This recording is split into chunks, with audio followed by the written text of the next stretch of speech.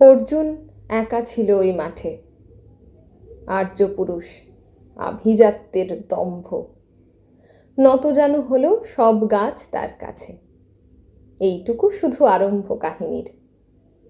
কোথা থেকে এলো কৃষ্ণচূড়ার বীজ? যুবতী হলো সে বছর কয়েক পরে। সাঁওতালি মেয়ে, খোঁপায় তীব্র লাল। অর্জুন তাকে চাইল আপন করে। নতজানু হবে এমন মেয়ে সে নয়। বসন্তে সে তো একাই নিজেই সাজে। আর্য পুরুষে আসক্তি নেই তার। ব্যস্ত আছে সে ফুল ফোটানোর কাজে।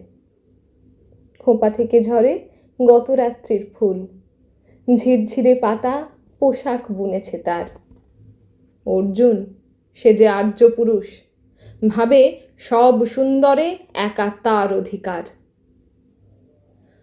অর্জুন গাছ চেয়ে দেখে দূর থেকে, কৃষ্ণচূড়ার হৃদয় ঝরছে রোজ। রূপ দেখে তার ধাঁধায় দুখানি চোখ, ভাবে কবে পাবে ওই হৃদয়ের খোঁজ। কাহিনী এবার শেষ করি তাড়াতাড়ি। কৃষ্ণচূড়ার জেদখানি বড় বেশি। অভিমান সেও বিকোবে না কারো কাছে, বরঞ্চ হবে বন্ধু বা প্রতিবেশী। যদিও কাহিনী এমন সহজ নয়। অর্জুনে শুধু বাকল ঝরেছে ঝরে, সাঁওতালি মেয়ে রক্ত ঝরাতে জানে। আর্য পুরুষ হার মানে অন্তরে। পরের জন্মে অর্জুন গাছ হয়ে কৃষ্ণচূড়াকে বন্ধুর মতো দেখো। আমাকে চিনতে ভুল করো না হে রিজু।